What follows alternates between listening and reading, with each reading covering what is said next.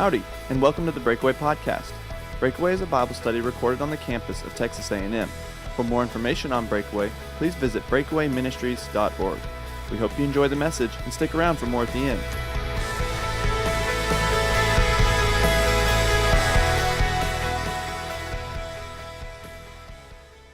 Well, when I was in college, one spring break, my buddies and I decided to go down to San Miguel de Allende, which is a little like artist colony town just north of Mexico City. So we went to Nuevo Laredo, got on a bus, rode all night long, and we woke up in this little artist city. And I remember one particular night, we were sitting up on our rooftop and realized it connected to the rooftop of La Parroquia, this massive neo-Gothic cathedral that stands in the center of the city.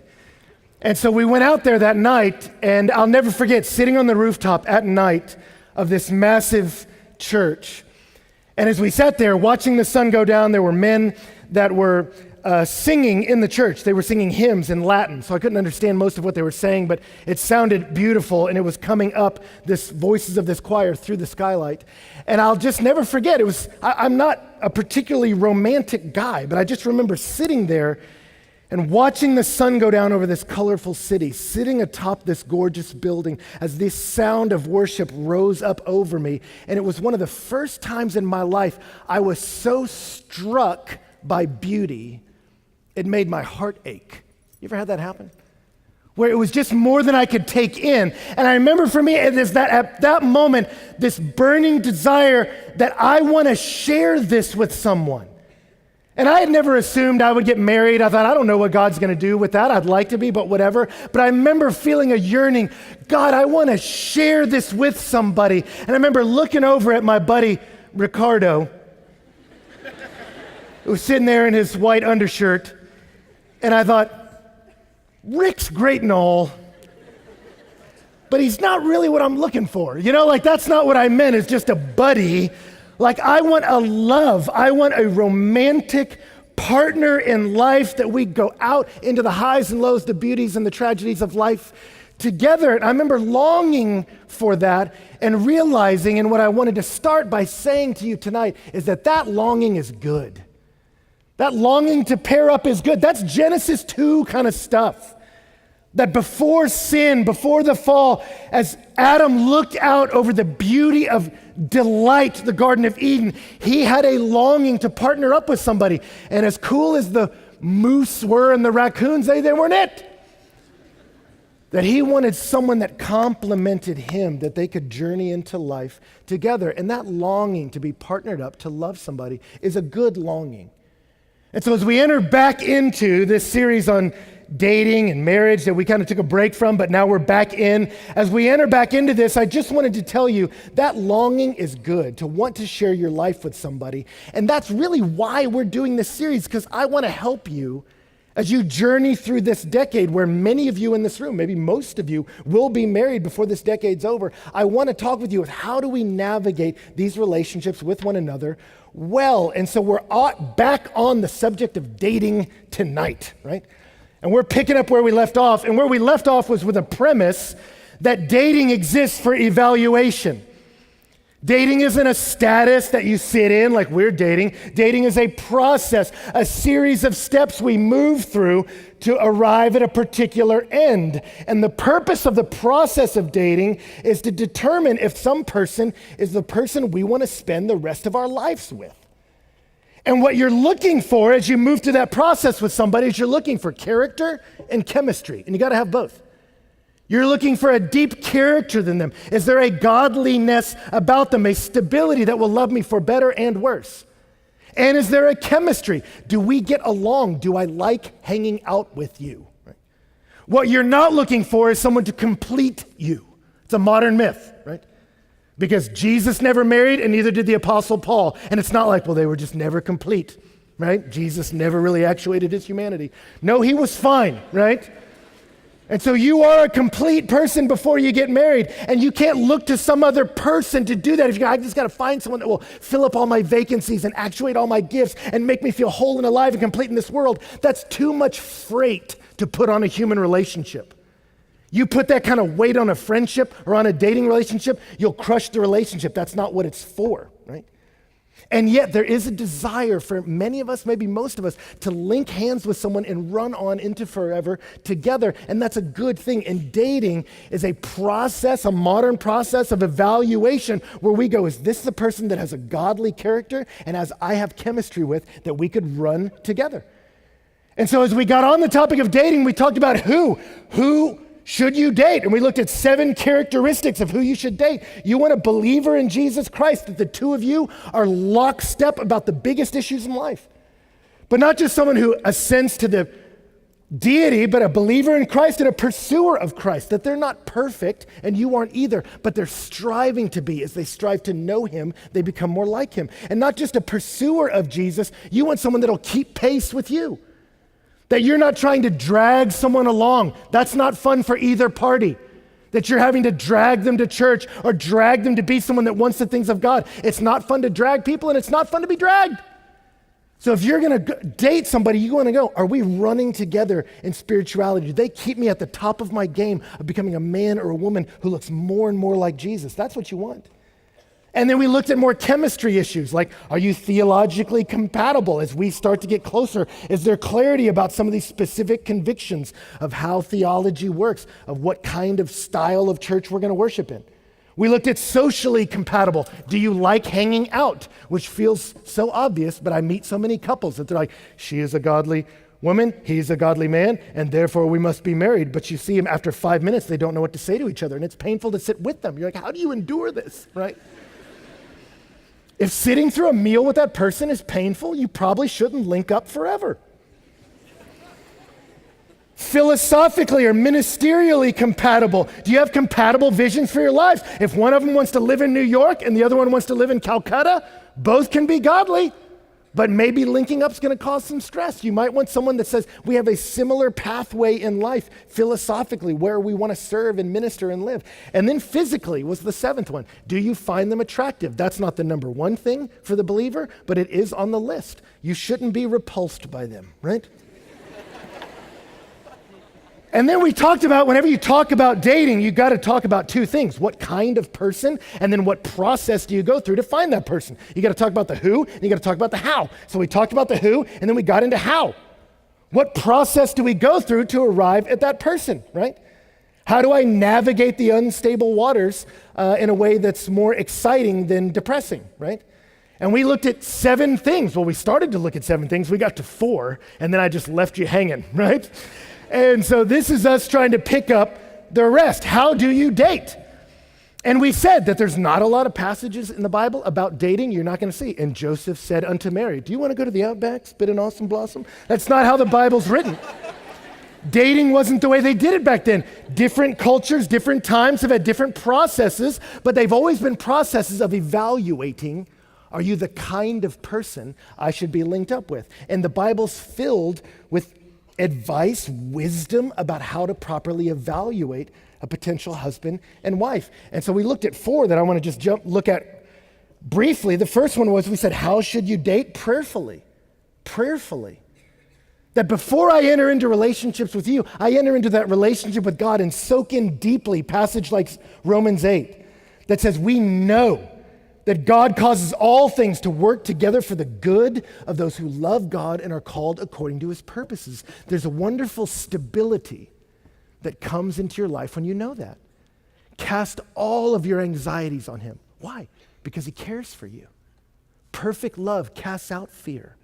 When I realize the lover of my soul commands my destiny, works all things for my good, there's a stability that comes.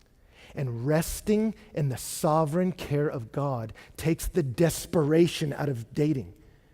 It gives you the stability that's the antidote to the anxiety that so much of modern dating is about. It's interesting, I heard just this week the prayer of St. Patrick. You know, St. Patrick of St. Patrick's Day. You're like, the patron saint of beer? That's not what he was for. He brought the gospel to Ireland, but he had a prayer attributed to him. This was his prayer in the morning. I don't know what your morning prayers are like. This was his. And it blew me away. He said, I arise today through God's strength to pilot me. God's might to uphold me, God's wisdom to guide me, God's eyes to look before me, God's ears to hear me, God's words to speak for me, God's hand to guard me, God's way to lie before me, God's shield to protect me, God's hosts to save me afar and near, alone or in a multitude. Christ, shield me today against wounding. Christ with me, Christ before me, Christ behind me, Christ in me, Christ beneath me, Christ above me, Christ on my right, Christ on my left, Christ when I lay down, Christ when I sit down, Christ in the heart of everyone who thinks of me, Christ in the mouth of everyone who speaks in me, Christ in the eye that sees me, Christ in the ear that hears me. I arise today through the mighty strength of the Lord of all creation. I don't know what you think about when you wake up in the morning, but imagine thinking like that.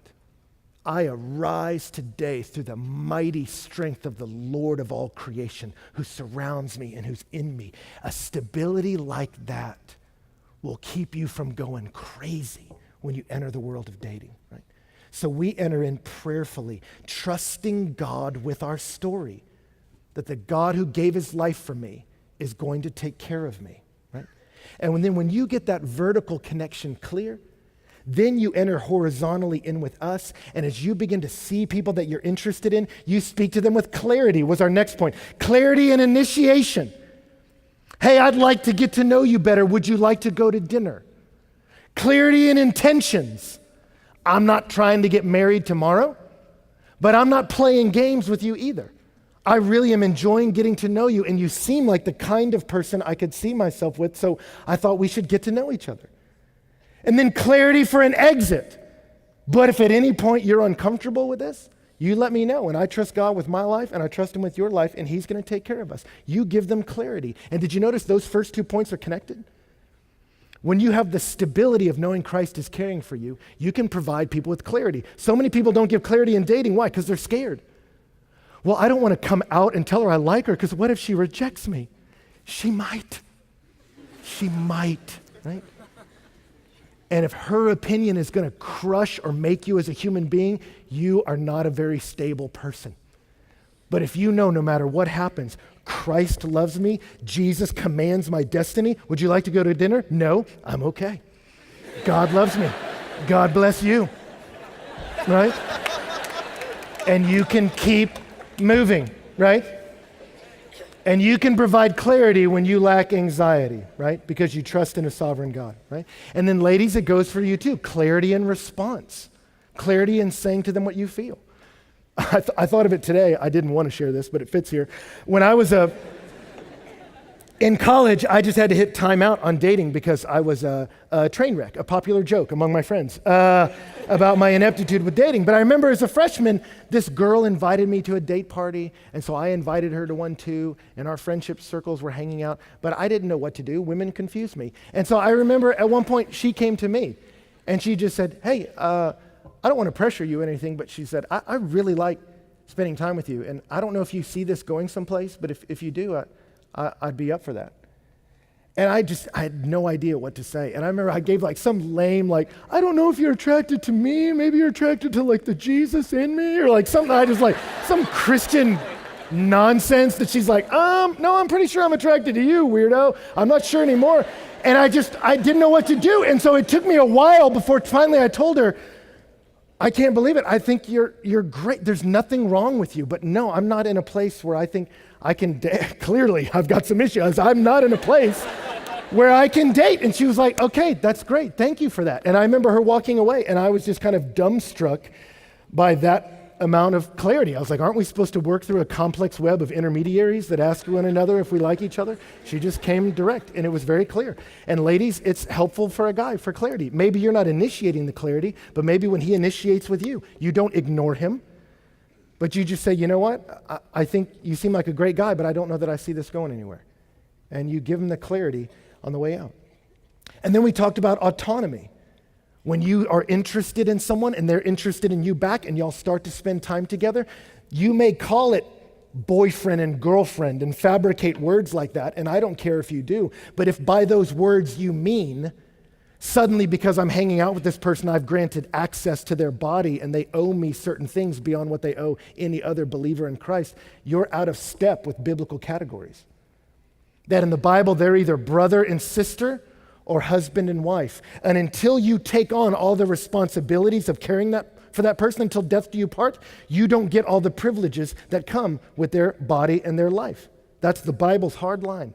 So while you're dating, you just say, you know what? She might date somebody else. He might date somebody else. I don't have access to her body. You don't have access to his. There's a separation there. And you go, well, Ben, that sounds so difficult. Won't that produce a lot of tension?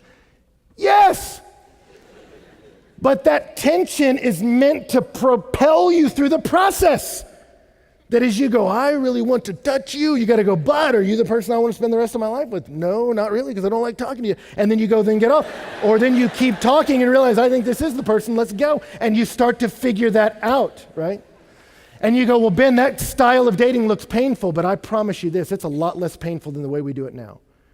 With all the physical coupling and uncoupling that we do. It's not just the Bible, it's science now, and it's always been the same because the Bible talks about the real world, but scientists are coming around what the Bible's been telling us all along, that when you do that, it's deeply painful. To wire yourself to someone chemically and then keep pulling apart. That's difficult for you and for me. We're not meant to do that. And that's why number 4 was purity sexually. And I have so many pages of notes on this subject that I realized it can't be a minor point. I'm going to have to do a whole other talk on that because there's a lot of complexities and a lot of hurts and issues around sex. And so we're doing a whole talk about it. We should do a whole series on it, but we're going to do a whole talk about it next week. So I was looking at the schedule and I'm like, we're going to talk about sex on the front lawn. Now, we're going to talk about sex while we're on the front lawn. There's no good way to say it, but that's what we're going to do. Anyway, so let me get to the 3 points that this talk is about. I got to move a little quicker. What's point number 4? Or excuse me, point number 5. Point number 5 of how we date is graciously. Graciously. And you go, what does that mean? Well, here's what I mean. I think there's so much confusion, like you find someone attractive, they find you attractive, you express that to one another, there's mutual interest, and so you go, okay, and I meet so many people that they go, okay, there's mutual interest. Now, what are we supposed to do? What actually is dating? Like, how do we know if we're doing it right, you know? And you go, what is it? Is it a sales pitch? Am I running for office? Like, well, I think I would be a great husband for the following reasons. I'll vote for this. I'll never vote for that. I'll never raise taxes. Like, are you trying to convince them that you're a good deal? Is that what dating is? I fake it? What are you into? What are you into? I love that too. Yeah, I love art and babies. Love them, right? Do you put on a front and act like something else that you think they want, right? Do you try to stoke the flames of passion? I remember the first time I dated in high school, I'm like, what are you supposed to do? And my friends were like, well, Valentine's is coming up. You got to like write poetry and buy her all these gifts and really like do all this stuff to like romance her. And I'm like, until what end? To give one another a high five at the end of the night? Like what? Where's that supposed to go? And so you go, then what is dating for? What are we supposed to do? And other people will go, you know what? You just got to be authentic, man. It just got to be me. So I'm going to sit on the couch and watch TV. And if she wants to sit on my couch and hang out, fine. This is me being me. And you go, man, you be you, but you be a you that's like progressing in life, right? And so you go, what are we supposed to do? Well, identity determines activity. So let's be clear about who we're talking about here. And in Ephesians chapters 1, 2, and 3, Paul's explaining how God has chosen to adopt men and women into his family, sons and daughters, reconciling them to himself. That's the big story. And as God is building a family, we're reconciled not just to God, but to one another. And that has implications for how we treat each other. And so in Ephesians chapter 4, he says, I, therefore, a prisoner of the Lord, urge you to walk in a manner worthy of the calling with which you've been called, with all humility and gentleness, with patience, bearing with one another in love, eager to maintain the unity of the Spirit and the bond of peace. There's one body, and one Spirit, just as you were called to the hope that belongs to your call. One Lord, one faith, one baptism, one God and Father of all, who is over all and through all and in all. Paul's saying God has built one body, a community. And God has called himself Father over that community. And so if I say I'm not going to date people that don't have an allegiance to God as Father through the Son, Jesus Christ, if I say those are the people I'm going to date, the pool I'm going to date in, then you look around and what you're realizing is you are dating royalty. You are talking to a child of God. The word courtship and the word courtesy or courteous, it comes from to act with manners that fit a royal court. How do you act when you walk into the presence of royalty? With politeness and with respect, because I realize this is a person of value. It's not just a metaphor for us. That when you are a Christian, think about that, because it's not just the person you date. Any person you come across has a dignity stamped on them in the image of God, and then when they've come to Christ, that is a very son of the living God, daughter of God. So there should be a reverence in how you speak to them and treat them, whether they recognize it themselves or not. So I remember in high school being propositioned sexually by a girl. And I had never had that happen before, where she's offering herself to me, and I told her no. And it wasn't because I feared her dad. And her dad was kind of a swaggery guy that was like, I got a gun and I know how to use it. And I was like, you just come off to me as strange with that whole thing. And I wasn't scared of her older brother. But I remember being propositioned with that and thinking about, what am I going to do? And I had to think about it when I was in high school. But I felt like the Lord pressed into me, if you use her, you have an issue with me. If someone tries to use my daughter, your issue is with me. And I realized it's a reverence for God that's going to impact how I treat this girl, whether she recognizes the dignity of what she is or not. And so you go, if that's who I'm dealing with, what does it mean to treat them with reverence? It means graciously, because Paul goes on and says, but grace was given to each one of us according to the measure of Christ's gift. Therefore, it says when he ascended on high, he led a host of captives, and he gave gifts to men. Gifts is the same word as grace, that God has given grace, giftings to each one of us. And he gave the apostles, the prophets, the evangelists, the shepherds, and teachers to equip the saints for the work of ministry, for building up the body of Christ until we all attain to the unity of the faith and the knowledge of the Son of God, to mature manhood, to the measure of the stature of fullness of Christ. You go, what does that mean? It means whenever I come in close proximity to another human being, then you say relationally, whatever the end may be, I want you to be a better person as a result of being in close proximity with me. Whenever you enter into a relationship with anybody, and particularly with dating, as you step in with a guy and girl, you go, I don't know where it's going to end. It may end with us as husband and wife forever. It may end with us parting ways. But either way, may the net result of your time with me be that you are a better person, because I used the grace given to me to build you up so you could attain the unity and the fullness of Christ. It's about being a blessing more than it's about impressing them. That when I get around another person, my energy is not in how do I impress them. My energy is how do I bless them? How do I care for them? So you go, what does that mean? Take them to dinner? Yes, but not to impress her, to get to know her. Share what you're learning.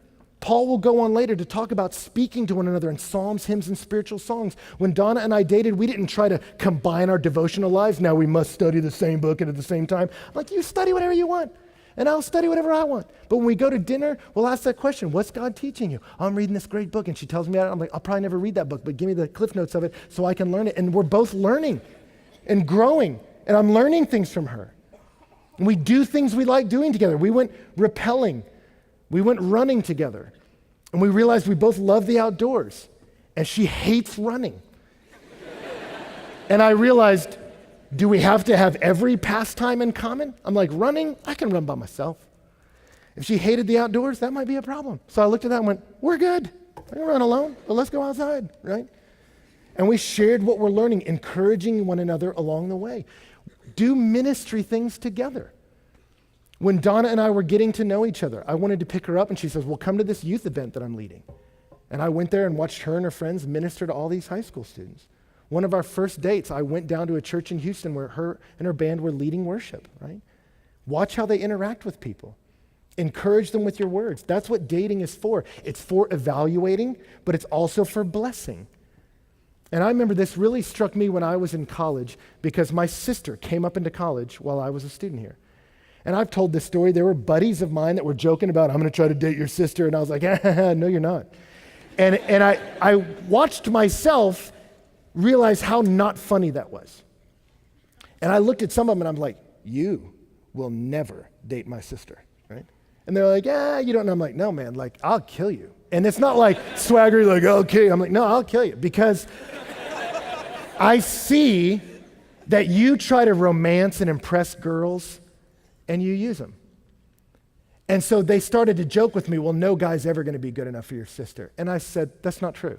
That's not true.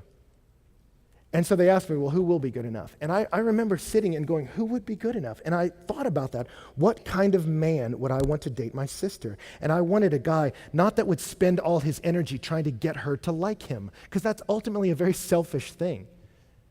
I want a guy that with every amount of time, voice, influence he has in her life, his bent to be, God, wherever you lead this thing, may the net effect of her proximity to me be a blessing in her life. That she trusts you more, God, loves you more as a result of our intersection, whether it leads to marriage or leads to us parting ways. May we be better people as a result of this time. Only time I did dating right in college was at the very end.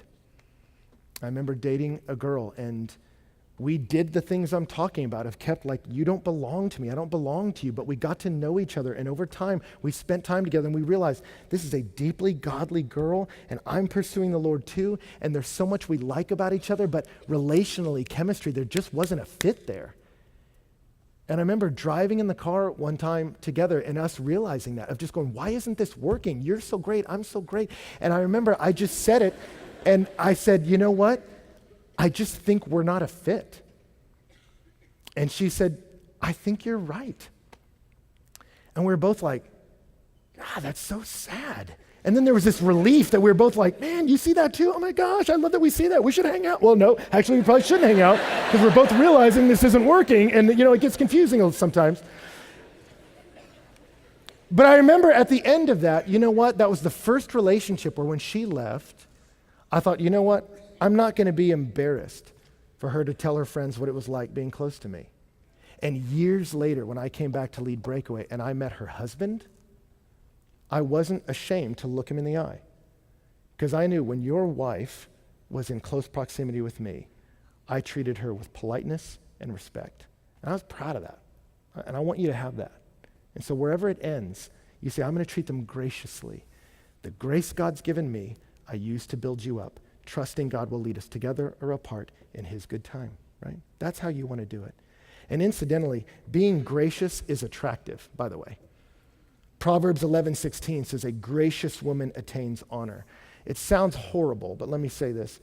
I remember a girl in high school and a girl in college, two social situations I was in for extended periods of time, where there was a girl in each group that neither of them was the most physically attractive girl in the group.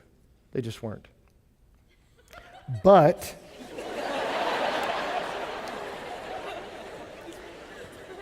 every single guy asked them out. And you go, what is going on with that? And what was going on with that is they were gracious.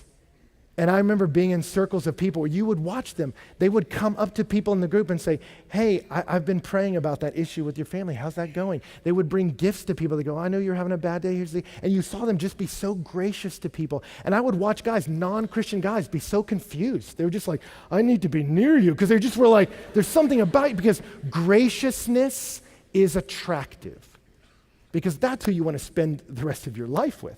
Someone who will be cool to you for better or for worse, right? And guys, it's the same with you. Proverbs 19 says, what's desirable in a man is kindness. I remember when I first got into the world of ministry, when I was a high school student, all my mentors were homely looking guys, but they all had beautiful wives. And I was like, how are you tricking them? Like, what are you doing? They're all like these, let's open our Bibles. I'm like, what is the deal with these? Like, what's happening here? And what happened is they were honorable men. And they were kind. They were so kind. And if you got an attractive guy that's really into himself, that's cool, but it gets old. It gets real old. But you find a guy that's kind and a guy that's gracious, that's who you want to spend the rest of your life with. It is. We got to move a lot faster. All right, point number 6 is community. Community. That when you find someone that you're attracted to, the urge to pair off happens, and that's a good urge. But a challenge comes in our world today where there's too much pairing off of the dating process, and we lose what has been a great gift in the history of evaluation, and that is the voice of community. That we need community around us. You need community your same age for a dating pool. But you need a community around you that will help you evaluate. Proverbs 11:14 says, where there's no guidance, a people falls, but in an abundance of counselors, there's safety.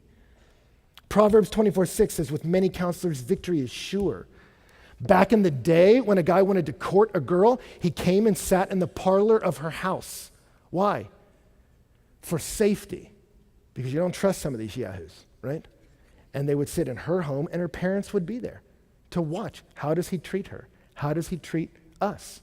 And then he would leave, and they would help you evaluate that person. I'm not saying you suddenly got a date like that now, but what I am saying is that it helps to have evaluation around us. One of the greatest problems with modern dating is the loss of that. It's interesting to read modern statistics. They've been measuring how people meet their spouses since the 1940s. And since the 1940s, the categories of meeting your spouse through friends, through family, at work, and at church have all been going down, down, down, down, down. Only 2 categories have gone up: bars and online. And right now in America, 1/3 of all married couples are meeting online. 1/3, right now. Now, I'm not disparaging meeting someone in those 2 places, but here's the danger of those places. When you're meeting someone online, it's just you and a screen with their data. You don't have your community around you, and that's dangerous. Or at a bar, your friends can't hear what he's saying, it's too loud. So they can say, he looks cute, but you don't know if he's cool or an idiot, right? And so we've lost the value of community, of people helping us evaluate, and we need that. We need people around us. I remember when I first started dating Donna, we went out and we met with a community of people. And I think that's the best way to do it in college. Have a big group of friends, guys and girls, and do stuff together, because you get to watch them, how they treat people they're not trying to sleep with. And you see if they're nice to people in general. And then as you hang out in community, you're getting to evaluate people. And then as you get to know somebody, man, you get certain voices around you, advisors that can speak into that love God and love you and have wisdom. And sometimes your best friend loves God, loves you, but they're not necessarily a source of infinite wisdom. You need wisdom around you. And so I remember when I was first interested in Donna, I came to her and said, I want to take you on a date. She said, pick me up at her church. And I showed up at her church, and the entire staff was there. I thought I was going to pick her up in the car. It was over an hour of me meeting everyone that had ever gone to church there. I mean, she was like the darling, because she led worship at the church, and they're like, that's our baby. All right, and I was like, oh man, this is a serious job interview, right? To get to go on a date with this girl, but I liked that. I liked that she had community around her. And man, when I was getting to know Donna, I wanted to ask her out around friends, so I took her rappelling with a man who was a mentor in my life, Steve Shaver, because I love Steve, and I wanted him to see us together and be able to help me see, are we a good fit? I wanted someone in my life that could speak into my life. In Song of Solomon Song of Solomon, the love book in our Old Testament, it begins with the woman speaking, and she says, let him kiss me with the kisses of his mouth. When the book opens, she's already infatuated with this guy, and when you get infatuated with someone, you can lose clear thinking. And when you meet the Shulamite at the beginning of Song of Songs, she's there. She's looking at this guy, and she's like, I want his mouth on my mouth. Right? But you see, as the book progresses, 4 people speak. The woman, the man, God, and the woman's friends, right? And you see her friends, as she extols her infatuation with this guy, when it's her friends' turn to speak, they say, rightly do they love you. Her friends who are not infatuated with him are able to say impartially, he is a right or proper person to set your affections upon. Some of you have been dating someone that all your friends and counselors have been saying to you, this doesn't look like a good fit. And what some of you do is you start cutting those counselors and friends out of your life. And that's a big mistake. You get people around you that are wise and loving, and you let them evaluate and tell you what they see. That's critical. Donna and I needed that around us, and you need it too. You need friends that will help you evaluate. And the last thing I would say is patiently. We date patiently, that we give it time. There's no rush into forever. 1 Timothy 5:22 is speaking about leadership in the church, but it applies to leadership in your life, the influence of a husband or wife. It says, do not be hasty in the laying on of hands. That's transferring authority. Nor take part in the sins of others. Keep yourself pure. Verse 23 is about drinking wine. We'll skip that one. Verse 24. The sins of some people are conspicuous, going before them to judgment. The sins of others appear later. So also good works are conspicuous, and even those that are not cannot remain hidden. What he told Timothy is, as you're teaching, as you're bringing up people that are going to have serious influence in this community, don't rush to make somebody a leader. He said, watch them.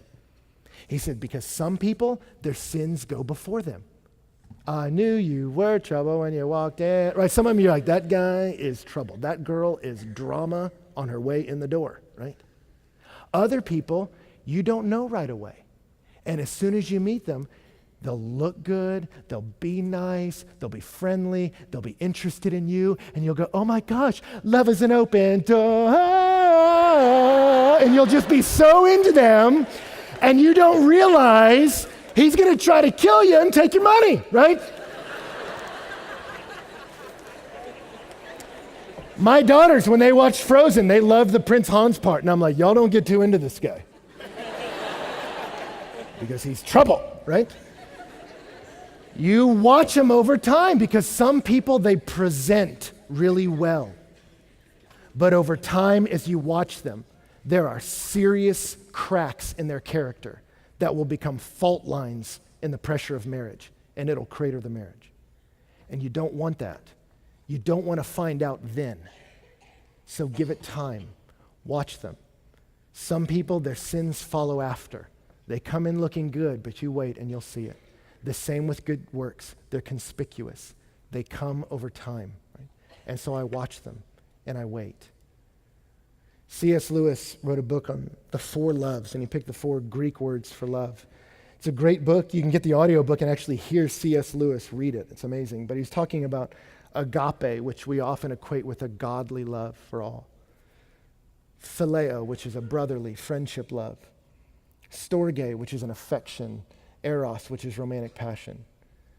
And in our world today, we typically go for eros. Am I sexually attracted to you? And then we hope there's some phileo, a sense of friendship or affection or agape later. Right? And what I think would be wonderful is we decide to live as a Christian community, walking in and saying we are people who've received the grace of the Lord Jesus Christ, that he loved us so much he gave his life for us, that when I trust in him, I'm made a child of God, and the people around me, if they've put their faith in him, that's a son of God, that's a daughter of God, and as we get together, we use the grace in us to build each other up graciously with one another. And we have an agape, a godly love for each other. And as we have that godly love, our deep brotherly friendship of I will go to war with you builds. And then as that phileo builds, then you find someone that an affection, a storge, you just like being around them, starts to grow. And then it becomes a romantic love. Doesn't always work out that way, but it would be beautiful if that's how we tried to walk into it. Of saying, I'm just going to love the people of God, love everybody, but as I dwell in deep community, I love these people, and over time I see their character, I sense a chemistry, and then as the affections rise, we run on into forever together. But that takes time, and it takes trust. You've got to trust him. And I just hope that you'll believe a God who is willing to give his life for you. You can trust him with your heart and soul as you feel that ache to spend your life with someone. God will care for you. Some of you will have to wait. Isaac in the Old Testament had to wait until he was 40. Some of you may need to wait that long. But it's better to wait for the right person than to not wait and regret it deeply. Others of you, it might be your late 20s, something like that. But you wait. You wait. For me, I loved my single years of pursuing the Lord. And I wanted to do ministry, and I didn't want anyone to get in the way of that. And in due time, God put me in a ministry situation where I saw Donna leading worship. And I thought, we're doing the same kinds of things, ministering among people in similar ways, chasing God at the same pace it's meant to be. Right? I saw this happen with my family as my sister had a longing to go into mission work. And she knew medicine was an important part of that, so she started going down that track, realized I'm not a doctor, I think I'm more of a counselor. And as she went into counseling, pursuing missions in Africa, she meant a doctor pursuing missions in Africa. And they realized our lives are headed the same direction for the glory of God, let's run together. And you give it time, you wait. God will take care of you. Does that mean you'll get married when you want? No. Does it mean you'll ever get married? Maybe not for some of you. But here's the deal. If I trust that God gave the life of his son for me to forgive me, I can trust that he cares about the deepest things of my heart, and he does. And I hope that you'll rest in him, that the God who loves you commands your destiny. So I will wait patiently and entrust my heart to him and him alone.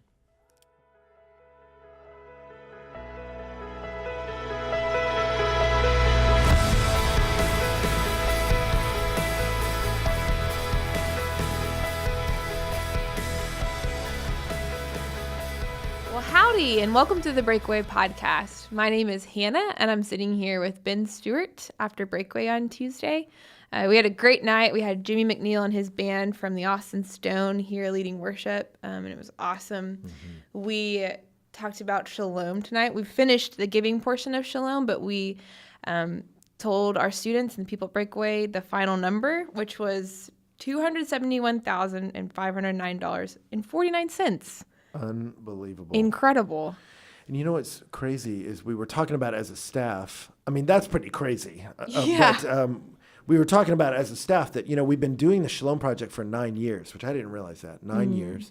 And in that 9 years, we've given away $1.1 million, which is pretty amazing because you go, these are college students coming together to give $1.1 million, but you go, more than half of that was the last 2 years. This year was over a quarter of that. So you go a million over 9 years, but 270,000 of it was March. Yeah. These students coming together to be a part of making a difference in the lives of people fleeing Syria. And I could have preached a whole sermon on that during the announcements. I was so fired up about it. I had to pull myself back, but just thank you for all of you who jumped in with us because I think we're praying it's a powerful thing overseas, that God would change the trajectories and stories of students forever because of what happened here. But we're also praying it changes the hearts of our students, that they see, I can make a difference. When I see tragedy in the world, I don't just numb out and go, what can someone do? When I see it, I lean in and go, how can I be a part of the solution? And I hope that inspires anyone listening to this, that's how the Christian engages the world. Our God leaned in when we had gone astray, and we lean in when we see the world in chaos, and we overcome evil with good. And so I'm inspired by these students and by what happened tonight with Shalom, and unbelievable. Yeah, it was incredible. Well, if you're listening at home, the reason we do these back into the podcast is because we have limited time on Tuesdays, and sometimes, Ben, you have just a couple more points, so a few more thoughts to add to the time here. So, did you have any additional thoughts? We're in a dating series, by the way, and so we talked about dating part 3 really tonight. Yes, and there's just so much you can say about it because there's so much nuance and questions, and so I just want to throw out a couple things, and we'll kind of move on from there. But with the clarity piece, it was interesting. I read a book recently about, I can't remember when it was, like the 1940s and 1950s, that it was the normal MO on a college campus. Friday night, everyone got a date and went out. And so guys became accustomed to every weekend you're calling a girl or knocking on her door and saying, do you want to go grab dinner with me? And guys became more comfortable with the ask and more comfortable with the rejection because that was sort of what society expected of them every week. And in our culture now, that happens so seldom. I mean, a lot of guys that will say, man, I met this cute girl. She seems cool. What am I supposed to say? Am I supposed to just ask her if she wants to go to dinner? Like, but I don't know what she thinks about X or Y, or I don't know if her family is. And you're like, man, like, yeah, you're supposed to just go ask her. Like, all you have to decide on date 1 is should there be a date 2. You don't have to figure out her whole spiritual history before the ask. And yes, it will be awkward, but it'll be awkward because you didn't get a lot of reps in. You know, it's like me playing golf. Like, I don't play that much golf. So whenever I swing a club, it feels awkward. And guys today are just like, oh, but it feels awkward. Like, it will feel awkward to initiate with someone with clarity. But you'll survive it and be stronger on the other side of it. So I think there is a lot of anxiety, self-reported anxiety in young people today in initiating relationships. But there's no really other way to get into them. And I love it. I didn't share it, but one of my favorite descriptions of Jesus was in Luke chapter 20. Some men approached him with a question, and the first thing they said was, "Teacher, we know you speak the truth and show no partiality." That's how they kicked off. They're like, we know that you're going to come real and you don't, and show partiality. It's literally the word receive face. He's like, you don't receive faces in the sense of like, oh, if it's this person, I'm going to talk to them differently than that person. He's like, what they're saying is, we know your reputation, that it doesn't matter who a person is, everyone will know where they stand with you. And that doesn't mean you're harsh, but it means you're honest. And there's not a lot of ambiguity where, I don't know if he likes me. I don't know what Jesus really thinks about this. You're like, no, if you ask him, he's going to tell you. And I just love that as a man. I'm like, I want to be that. Like, it doesn't matter what face I'm looking at. You're going to hear the truth from me. I'm going to speak clearly and directly. And I think that counts with dating, whether you're the person initiating or responding. You say, I will give you the gift of clarity. That doesn't mean harshness, but it means clarity. And you'll know where I stand. Yeah. The only other thing I really wanted to mention too is on the aspect of graciously.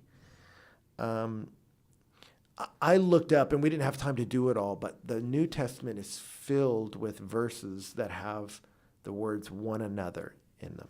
How we treat one another, love one another, speak the truth to one another, encourage one another day after day, as long as it's called today, spur one another on towards love and good deeds.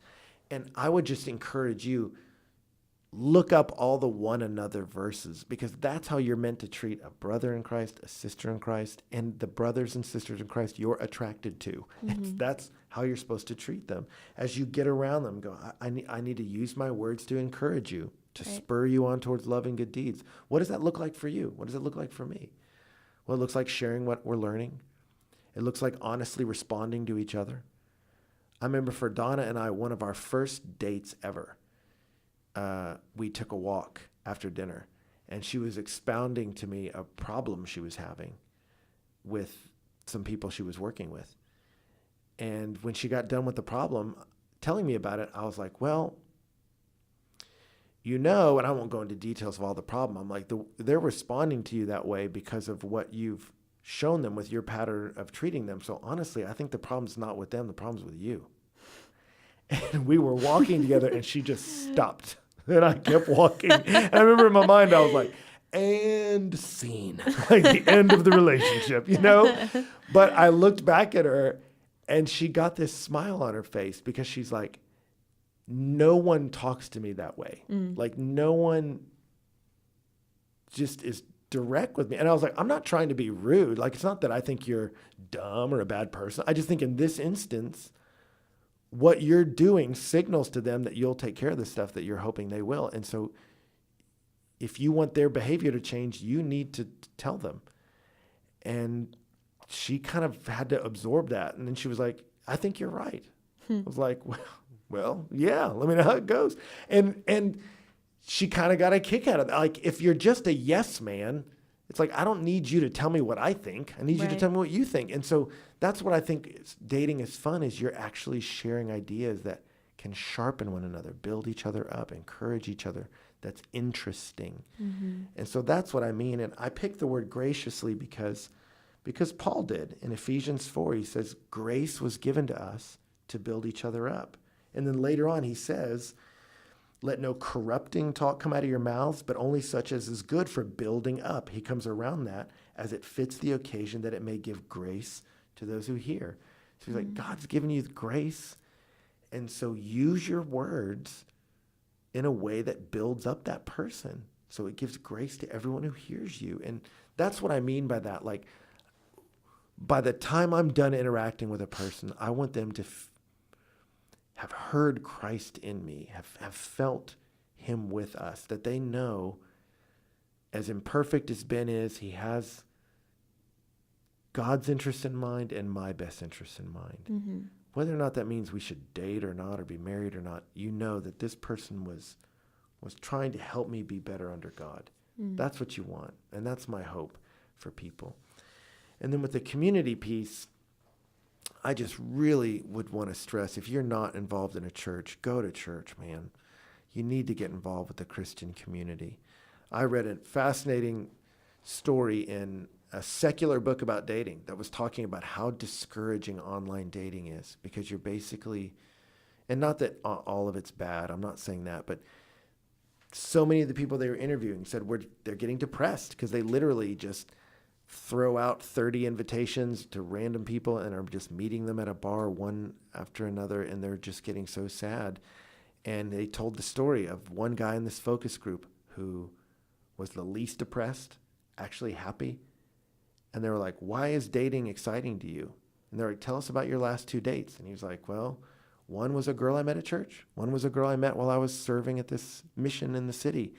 And they said he just leapt out like a spotlight in a dark room of a different kind of person. They're like, he sounded so abnormal in the world today because he was a part of a thriving Christian community, and he met people that were there because of their allegiance to Christ, like his, allegiance to serving like his, and he initiated with them and they had fun, and it just sounded so different from what so much of dating is today. So I hope you'll get involved in healthy Christian community that can evaluate with you, be a pool of dating for you, and then trust that in his time, God will bring the right person in his way. And so that was really where I wanted to begin and end with. At the end of the day, the lover of your soul is Jesus Christ, and you rest in him, and he works it out in different ways, but he tends to work it out. And as I walk with him and trust him, he's going to make your path straight. And so trust him with all of it, including your dating life. So that's my hope. And then we'll talk about sex next week. And then we'll move on into the other pieces of engagement and marriage before all this is over. So we'll get there, Hannah. We'll get there. We'll get there. Yeah. We'll meet us out on the front lawn next Tuesday. We'll be there, not at Reed Arena. So we'll see you then.